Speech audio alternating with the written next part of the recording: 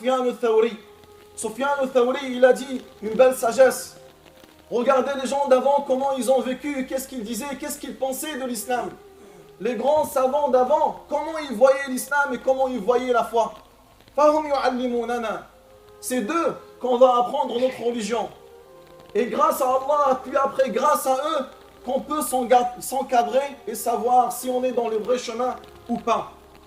Il a dit, Sufyan al-Thawri, rahmatullahi alayhi, celui qui dit que je suis croyant chez Allah, je suis croyant chez Allah, c'est ce que tous ont dit. Il a dit, cette personne, c'est la première des personnes menteuses. Et celui qui dit, je suis d'une manière véritable, un vrai croyant chez Allah, tabaraka wa ta'ala. Il a dit, cette parole, ça n'a jamais existé auparavant, du coup c'est une innovation. Et quand on lui a posé la question, dans ce cas-là, qu'est-ce qu'on doit dire? On est des non-croyants? On va dire qu'on est des kuffars ou quoi? Dites, on a cru en Allah et on a cru aux révélations qui sont descendues. Il y a une différence de dire je suis un croyant et de dire j'ai cru en ce que Allah il a fait descendre.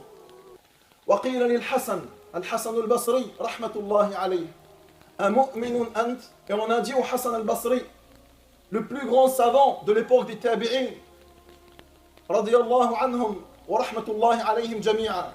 قيل له أأنت مؤمن. On a dit al Hassan al-Basri, es-tu un croyant? فقال إن شاء الله. Si Allah il le veut, je suis croyant. فقيل له لما الاستثناء يا أبا سعيد. Pourquoi tu mets cette exception, ya Aba Sa'id? Oh Hassan, pourquoi tu mets cette exception? Pourquoi tu ne peux pas dire que tu es directement un vrai croyant? Il a dit, j'ai peur. Je crains de dire que je suis un vrai croyant. Et Allah, au-delà des 7 cieux, il dit, non, tu n'es pas un vrai croyant. Car il n'y a que Allah qui sait qu'est-ce que tu es en train de faire, mon frère. Il n'y a que Allah qui sait qu'est-ce que tu fais en cachette. Il n'y a que Allah qui sait qu'est-ce que tu penses dans ton cœur. Il n'y a que Allah qui sait tes péchés et tes péchés subtils et ton ostentation que tu portes souvent. Il n'y a que Allah qui sait ce que tu fais. Donc il n'y a que Allah qui peut juger ta foi. Tu ne peux pas te faire des éloges. Tu ne peux pas dire que je suis un vrai croyant. Et il a dit aussi, j'ai peur que quand je suis en cachette, en secret, que je fasse un péché ou je fasse quelque chose que lui, il devient, ou ça rend Allah en colère contre moi. Et il me dit, dès aujourd'hui, je n'accepterai plus tes actes. Alors que je suis en train de œuvrer pour du rien. Regardez les pieux, comment ils réfléchissaient, ya ikhwatil kiram. Il faut que ça fasse bouger vos cœurs.